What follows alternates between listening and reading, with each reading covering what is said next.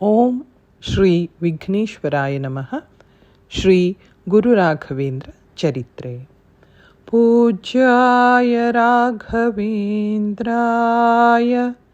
ಸತ್ಯಧರ್ಮರಥಾಯ ಚ ಭಜತಾಂ ಕಲ್ಪವೃಕ್ಷಾಯ ನಮತಾಂ ಕಾಮಧೇನವೇ. ನಾನು ರಾಘವೇಂದ್ರ ಸ್ವಾಮಿಗಳಿಗೆ ನಮಸ್ಕರಿಸುತ್ತೇನೆ. ಅವರು ಸತ್ಯ ಮತ್ತು ಧರ್ಮನಿಷ್ಠೆಗೆ ಹೆಸರುವಾಸಿ. ಅವರು ಭಕ್ತರಿಗೆ ಕಲ್ಪವೃಕ್ಷ, ಅವರಲ್ಲಿ ಶರಣು ಹೋದವರಿಗೆ ಕಾಮಧೇನು. ಈ ಮಂತ್ರವು ಸರಳ ಮತ್ತು ಅರ್ಥಪೂರ್ಣವಾಗಿದೆ. ಇದನ್ನು ಪಠಿಸುವುದರಿಂದ ಮಾನಸಿಕ ಶಾಂತಿ ಸಿಗುತ್ತದೆ, ಇಷ್ಟಾರ್ಥ ಸಿದ್ಧಿಗೆ ಅಡೆತಡೆಗಳನ್ನು ನಿವಾರಿಸಲು ಸಹಾಯ ಮಾಡುತ್ತದೆ. ಓಂ ಶ್ರೀ ಗುರು ರಾಘವೇಂದ್ರಾಯ ನಮಃ. ಅಪರೋಕ್ಷ ಜ್ಞಾನಿಗಳ ಪ್ರಶಂಸಾ ಪತ್ರದ ಆಧಾರದ ಮೇಲೆ ರಾಯರು ಸಂಕುಕರ್ಣ ಎಂಬ ಸ್ವರ್ಗೀಯನ ಅವತಾರ ಎಂಬ ಜನಪ್ರಿಯ ನಂಬಿಕೆ ಇದೆ. ಈ ಆಕಾಶದ ಅವತಾರಗಳು ಶ್ರೀ ಪ್ರಹ್ಲಾದ, ಶ್ರೀ ಬಾಹ್ಲಿಕ, ಶ್ರೀ ವ್ಯಾಸತೀರ್ಥ, ಶ್ರೀ ರಾಘವೇಂದ್ರ ತೀರ್ಥರು. ವಂಶಾವಳಿಯ ಪ್ರತಿಯೊಬ್ಬ ವ್ಯಕ್ತಿಯನ್ನು ನಾವು ಹತ್ತಿರದಿಂದ ನೋಡೋಣ. ಸಂಕುಕರ್ಣನು ಭಗವಂತನ ಪೂಜೆಯಲ್ಲಿ ಚತುರ್ಮುಖ ಬ್ರಹ್ಮನಿಗೆ ಸಹಾಯ ಮಾಡುವ ದೇವತೆ. ಒಂದು ದಿನ ಪೂಜೆಗೆ ಹೂವನ್ನು ತರಲು ಸ್ವಲ್ಪ ತಡ ಮಾಡಿದ್ದರಿಂದ ಬ್ರಹ್ಮನು ಭೂಮಿಯಲ್ಲಿ ಹುಟ್ಟುವಂತೆ ಶಾಪ ನೀಡಿದನು. ಬ್ರಹ್ಮನ ಉದ್ದೇಶವು ಭಗವಾನ್ ನರಸಿಂಹನ ಅವತಾರಕ್ಕೆ ದಾರಿ ಮಾಡಿಕೊಡುವುದಲ್ಲದೆ ಜಗತ್ತಿಗೆ ಶಂಕುಕರ್ಣನ ಶ್ರೇಷ್ಠತೆಯನ್ನು ತೋರಿಸುವುದಾಗಿತ್ತು. ಪ್ರಹ್ಲಾದನ ಕಥೆಯು ಬಹಳ ಪ್ರಸಿದ್ಧವಾಗಿದೆ, ಹೆಚ್ಚಿನ ವಿವರಣೆಯ ಅಗತ್ಯವಿಲ್ಲ. ಆದರೆ ಅವನಲ್ಲಿ ವಾಯುವಿನ ಆವೇಶವಿತ್ತು ಎಂಬುದು ಅನೇಕರಿಗೆ ತಿಳಿದಿಲ್ಲ. ಮಹಾಭಾರತ ತಾತ್ಪರ್ಯ ನಿರ್ಣಯದಲ್ಲಿ ಹಿರಣ್ಯಕಶಿಪೋ ಪುತ್ರ ಪ್ರಹ್ಲಾದೋ ಭಗವತ್ಪ್ರಿಯ ವಾಯುನಾಚ ಸಮವಿಷ್ಟೋ ಮಹಾಬಲ ಸಮನ್ವಿತಃ. ಆಚಾರ್ಯ ಮಧ್ವರು ಇದಕ್ಕೆ ಸಾಕ್ಷಿಯಾಗಿದ್ದಾರೆ. ಬಾಹ್ಲಿಕನು ದ್ವಾಪರ ಯುಗದಲ್ಲಿ ಬಹಳ ಧರ್ಮನಿಷ್ಠೆಯ ರಾಜನಾಗಿದ್ದನು. ಅವರು ಶ್ರೀಕೃಷ್ಣನ ಮಹಾನ್ ಭಕ್ತರಾಗಿದ್ದರು.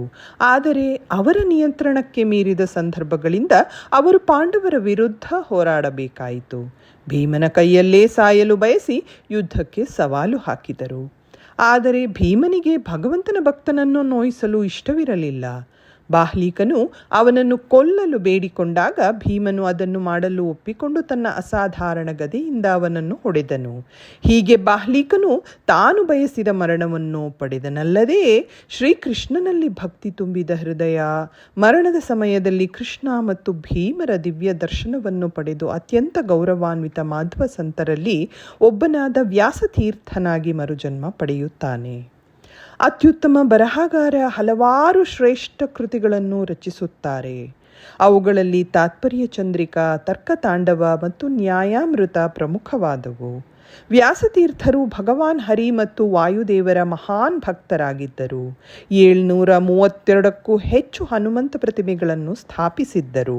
12 ವರ್ಷಗಳಿಗೂ ಹೆಚ್ಚು ಕಾಲ ತಿರುಪತಿಯಲ್ಲಿ ಶ್ರೀ ವೆಂಕಟೇಶ್ವರನನ್ನು ವೈಯಕ್ತಿಕವಾಗಿ ಪೂಜಿಸಿದರು ಮತ್ತು ನೂರಾರು ಭಕ್ತಿಗೀತೆಗಳನ್ನು ರಚಿಸಿದರು.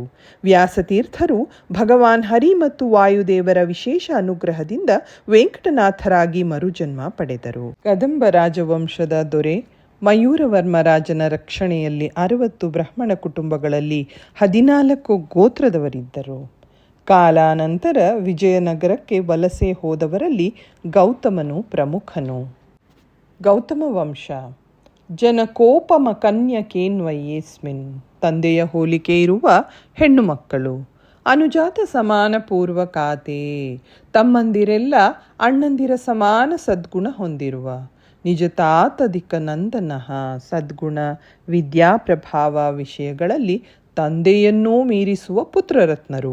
ಹುಟ್ಟುತ್ತಿದ್ದ ಆ ಹಿರಿದಾದ ವಂಶದಲ್ಲಿ ಶ್ರೀ ಕೃಷ್ಣಾಚಾರ್ಯರೆಂಬ ಶ್ರೇಷ್ಠರು ಇದ್ದರು. ಕೃಷ್ಣ ಭೂಬಲಾರೇಹೇ ನಿಜ ಗಾಂಧರ್ವ ಕಲಾಂ ಉಪದಿಶ್ಯ. ಅಖಿಲ ಕರ್ನಾಟಕ ರತ್ನ ಸಿಂಹಾಸನಾಧೀಶ್ವರನಾದ ಶ್ರೀ ಕೃಷ್ಣದೇವರಾಯರಿಗೆ ನಿಜ ಗಂಧರ್ವ ವಿದ್ಯೆಯನ್ನು ಉಪದೇಶಿಸಿದ ಪ್ರಮುಖ ವಿದ್ವಾಂಸರು ಶ್ರೀ ಕೃಷ್ಣ ಭಟ್ಟರು. ಅವರಿಗೆ ಸುವರ್ಣಮಯವಾದ ಮೇರು ಪರ್ವತದಂತಿರುವ ಕನಕಾಚಲಾರ್ಯರೆಂಬ ಪುತ್ರರು ಹುಟ್ಟಿದರು. ದ್ವಿಜಶ್ರೇಷ್ಠರಾದ ಕನಕಾಚಲಾರ್ಯರಿಗೆ ಆಗಮ ಮೌಲಿ ತಂತ್ರ ಭಾಜಾಂ ಆದಿಭೂಹು. ವೇದಾಂತ ವಿದ್ಯೆಯನ್ನು ಚೆನ್ನಾಗಿ ಬಲ್ಲವರಾದ ತಿಮ್ಮಣ್ಣಾರ್ಯರು ತಂದೆಯಂತೆಯೇ ಪೂರ್ವಿಕರಂತೆಯೇ ಬಾಲ್ಯದಲ್ಲಿಯೇ ವ್ಯಾಕರಣಾದಿ ಶಾಸ್ತ್ರಗಳನ್ನು ಚೆನ್ನಾಗಿ ಅಭ್ಯಸಿಸಿದರಲ್ಲದೆ ವಂಶ ಪಾರಂಪರ್ಯ ಪ್ರಾಪ್ತವಾಗಿ ಬಂದಿದ್ದ ವೀಣಾ ವಿದ್ಯೆಯನ್ನು ಅಪ್ರತಿಮ ಸಂಗೀತ ವಿದ್ಯೆಯನ್ನು ಅಭ್ಯಾಸ ಮಾಡಿ ವಿಜಯನಗರದಲ್ಲಿ ಶೋಭಿಸಿದರು. ಹಗಲು ದೀವಟಿಕೆ ಎಂಬ ಮರ್ಯಾದೆಯನ್ನು ಮಹಾರಾಜರಿಂದಲೇ ಪಡೆದವರಾಗಿದ್ದರು. ಸರಿಯಾದ ವಯಸ್ಸಿಗೆ ಅನುರೂಪಳಾದ ಗೋಪಿಕಾಂಬಾ ಎಂಬ ಶ್ರೇಷ್ಠ ಕನ್ಯೆಯೊಂದಿಗೆ ವಿವಾಹವಾಯಿತು. ಕಠಿಣ ವ್ರತಾದಿಗಳನ್ನು ಆಚರಿಸಿ ಶ್ರೀ ವೆಂಕಟೇಶ್ವರರಿಗೆ ಸೇವೆ ಸಲ್ಲಿಸಿ ಕಾವೇರಿ ಪಟ್ಟಣಕ್ಕೆ ಬಂದು ನೆಲೆಸಿದರು. ಸುಗುಣಶೀಲ ಸಂಪನ್ನಳಾದ ಸುಂದರಿಯಾದ ವೆಂಕಟಾಂಬಾ ಎಂಬ ಪುತ್ರಿಯನ್ನು ಗುಣಶಾಲಿಯಾದ ಕೀರ್ತಿ ಸಂಪನ್ನನಾದ ಗುರುರಾಜ ಎಂಬ ಮಗನನ್ನು ಪಡೆದರು. ಕೆಲವು ವರ್ಷಗಳು ಉರುಳಿದವು. ದಂಪತಿಗಳು ಮತ್ತೆ ತಿರುಪತಿಗೆ ಹೋಗಿ ಅತ್ಯಂತ ಭಕ್ತಿಯಿಂದ ಭಗವಂತನಿಗೆ ಅತ್ಯಂತ ಕಠಿಣ ಸೇವೆಯನ್ನು ಸಲ್ಲಿಸಿದರು. ಭಗವಂತನು ಕನಸಿನಲ್ಲಿ ಕಾಣಿಸಿಕೊಂಡು ಮಹಾನ್ ಆತ್ಮನಾಗಿರುವ ಮತ್ತು ಖ್ಯಾತಿಯ ಶಿಖರವನ್ನು ತಲುಪುವ ಮಗನನ್ನು ಅವರಿಗೆ ಕರುಣಿಸುವುದಾಗಿ ಭರವಸೆ ಇತ್ತರು.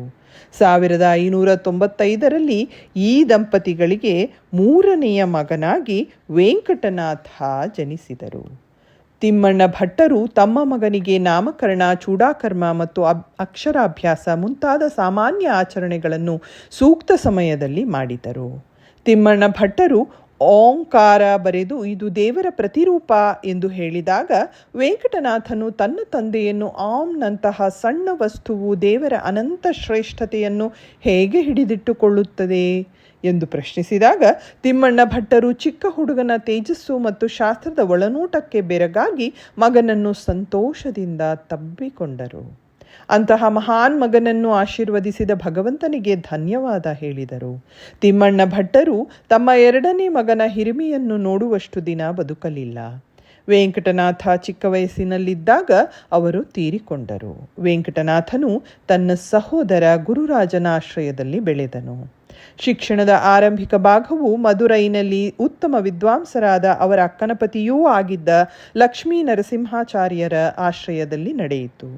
ಅವರೂ ಕೂಡ ವೆಂಕಟನಾಥನ ಅಸಾಧಾರಣ ಬುದ್ಧಿವಂತಿಕೆ ಮತ್ತು ಗ್ರಹಿಸುವ ಸಾಮರ್ಥ್ಯಕ್ಕೆ ಆಶ್ಚರ್ಯಚಕಿತರಾದರು. ಮಧುರೈನಿಂದ ಹಿಂತಿರುಗಿದ ನಂತರ ವೆಂಕಟನಾಥನ ಮದುವೆ ಸರಸ್ವತಿಯೊಂದಿಗೆ ನಡೆಯಿತು. ಅವರ ಮಗನಿಗೆ ಲಕ್ಷ್ಮಣರಾಯ ಎಂದು ಹೆಸರಿಟ್ಟರು. ವೆಂಕಟನಾಥನು ಒಬ್ಬ ನುರಿತ ಸಂಗೀತಗಾರ ಮತ್ತು ಶ್ರೇಷ್ಠ ವಿದ್ವಾಂಸನಾಗಿದ್ದರೂ ಕೂಡ ಅವರು ತಮ್ಮ ಸೇವೆಗೆ ಯಾವುದೇ ಹಣವನ್ನು ಎಂದಿಗೂ ಬೇಡಿಕೆ ಇಡಲಿಲ್ಲ. ನೀಡಿದ್ದನ್ನು ಸ್ವೀಕರಿಸಿದ ಕಾರಣ ಕುಟುಂಬವನ್ನು ಬೆಂಬಲಿಸುವ ಯಾವುದೇ ಮಾರ್ಗವಿರಲಿಲ್ಲ.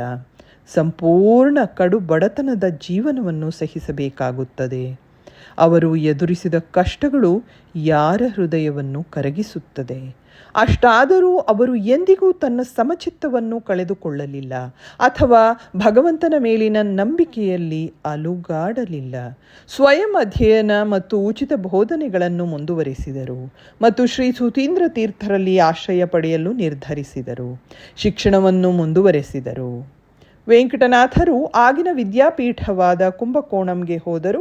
ಅಲ್ಲಿ ಅವರು ಶ್ರೀ ಸುಧೀಂದ್ರ ತೀರ್ಥರ ಬಳಿ ದ್ವೈತ ವೇದಾಂತ ವ್ಯಾಕರಣ ಮತ್ತು ಇತರ ಶಾಸ್ತ್ರಗಳ ಮೇಲಿನ ಸುಧಾರಿತ ಕೃತಿಗಳನ್ನು ಅಧ್ಯಯನ ಮಾಡಿದರು ಮತ್ತು ತಾವೇ ಮಾಡಿದ ಪಾಠಗಳ ಬಗ್ಗೆ ತಮ್ಮದೇ ಆದ ಕಾಮೆಂಟ್ಗಳು ಮತ್ತು ಟಿಪ್ಪಣಿಗಳನ್ನು ಬರೆಯುತ್ತಿದ್ದರು.